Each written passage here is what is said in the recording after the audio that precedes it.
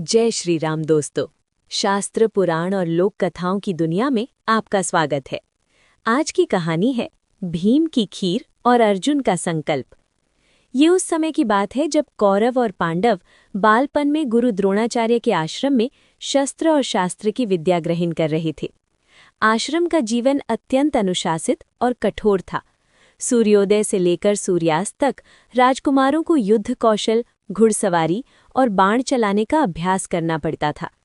एक दिन कड़े अभ्यास के बाद सभी राजकुमार अत्यंत थके हुए थे और उन्हें जोरों की भूख लगी थी। रात्रि के समय जब वे भोजन कक्ष में एकत्रित हुए तो उन्होंने देखा कि रसोइये ने उस दिन विशेष पकवान बनाए हैं। हवा में इलायची और केसर की महक तैर रही थी। भोजन में स्वादिष्ट खीर बनी थी। भोजन प्रेमी भीम के लिए तो ये उत्सव जैसा था। भीम, जिनका शरीर वज्र के समान और भूख भी विशाल थी, खीर की सुगंध पाकर अत्यंत प्रसन्न हो गए। सभी भाई हंसी ठिठोली करते हुए भोजन करने बैठे। वातावरण बहुत सुखद था और थालियों के टकराने की आवाजें आ रही थीं। तभी अचानक मौसम ने करवट बदली। बाहर तेज आंधी चलने लगी। खिड़कियों के पर्दे जोर जोर से फड़फड़ाने लगे।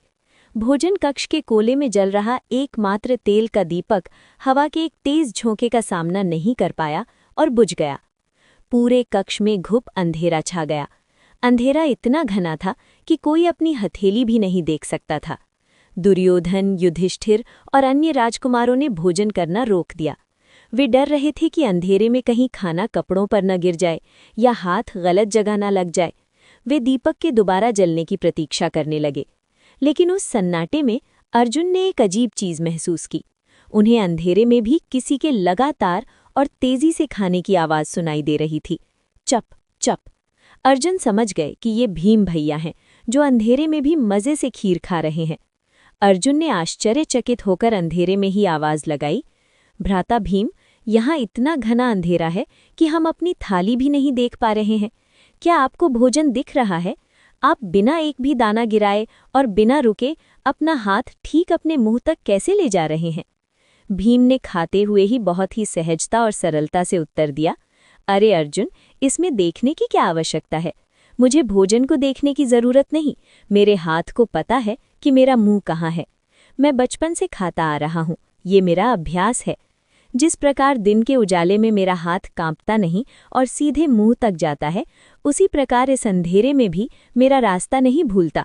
वो मेरी नाक या कान में खाना नहीं डालता। वो सीधे लक्ष्य मुंह पर ही जाता है। भीम का वो साधारण सा उत्तर अर्जुन के मन में बिजली की तरह कौंध गया। भीम ने तो वो बात केवल खाने के संदर्भ में कही थी, लेकिन अर्जुन ने उसमें जीवन का सबसे बड़ा सूत्र ढूंढ लिया। अर्जुन ने खाना छोड़ दिया और गहरे विचार में डूब गए। भीम भैया सही कह रहे हैं। ये सब अभ्यास का खेल है। यदि केवल निरंतर खाने के अभ्यास से हाथ को इतनी स्मृति मिल सकती है कि वो घने अंधेरे में भी मुंह तक पहुंच जाए, तो क्या मैं बाण चलाने का इतना अभ्यास नहीं कर सकता कि मेरा बाण भी अंधेरे में लक्ष्य भेद सके? अर्जुन को अपनी कमी का एहसास हुआ।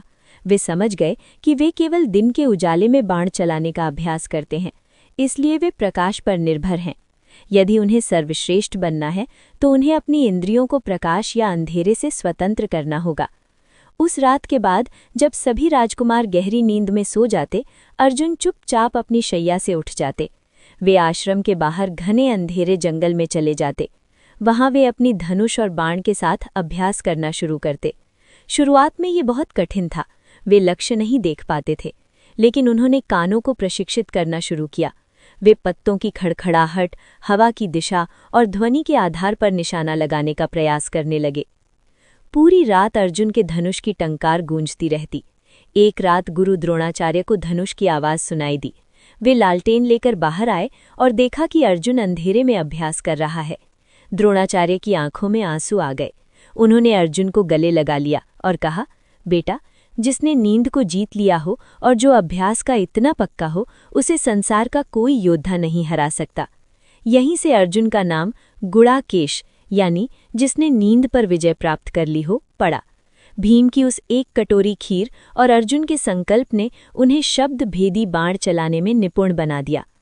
प्रतिभा महत्वपूर्ण है, लेकिन अभ्यास उससे भी बड़ा है। निरंतर अभ्यास से हमारी इंद्रियां और शरीर इतने सधे हुए हो जाते हैं कि कठिन से कठिन कार्य भी सहज लगने लगते हैं। सीखने वाला व्यक्ति हर जगह से सीखता है। अर्जुन ने एक साधारण भोजन की क्रिया से युद्ध का सबसे बड़ा कौशल सीख लिया। हमारे साथ बने रहने के लिए धन्यवाद। चैनल को लाइक और सब्सक्राइब जरूर करें, इससे हमें और भी अच्छी कहानियां लाने का प्रोत्साहन मिलता है। जय श्री राम।